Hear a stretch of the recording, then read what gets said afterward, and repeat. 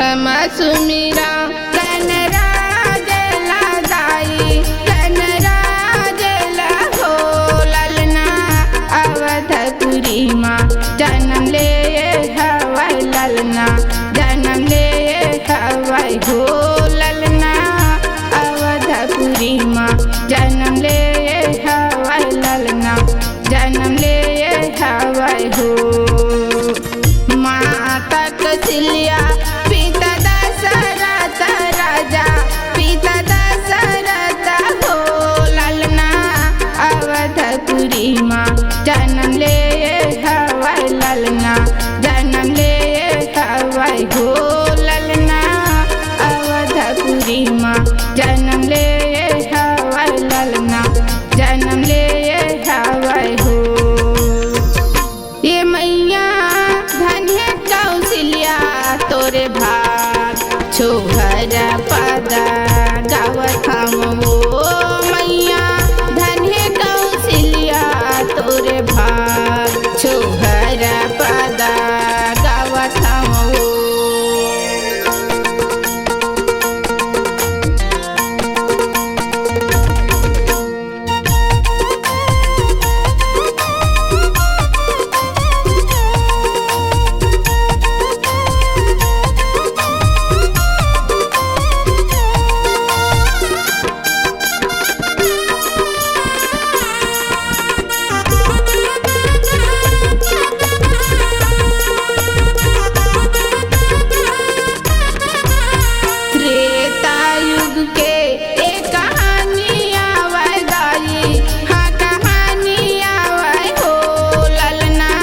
अवधपुरी माँ जन्म ले हवाई ललना जन्म ले हवाई हो ललना अवधपुरी माँ जन्म ले हवाई ललना जन्म ले हवाई हो।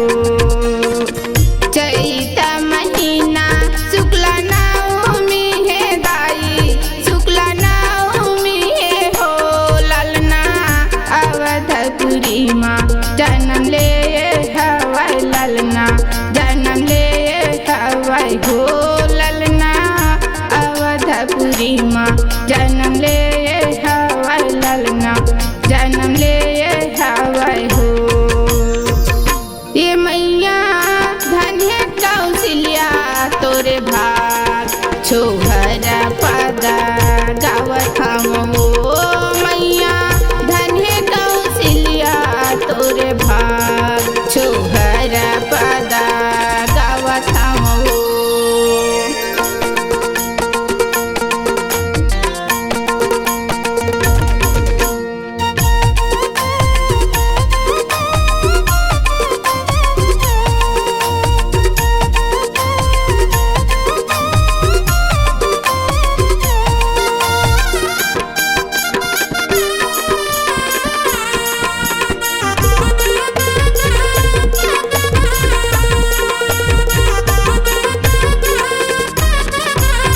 नौ जोड़ी बाजा 10 जोड़ी बाजे दाई 10 जोड़ी बाजे हो ललना अवधपुरी माँ जन्म ले हवाई ललना जन्म ले हवाई हो ललना अवधपुरी माँ जन्म ले हवाई ललना जन्म ले हवाई हो।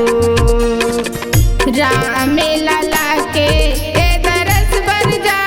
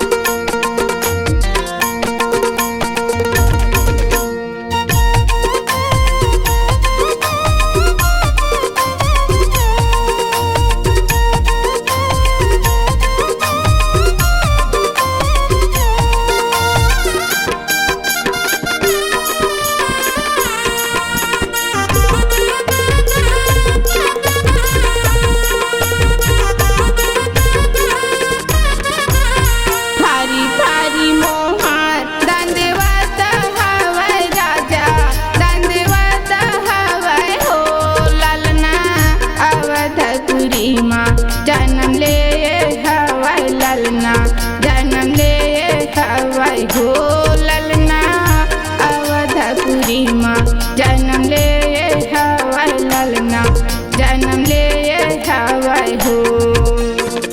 सरगले देवता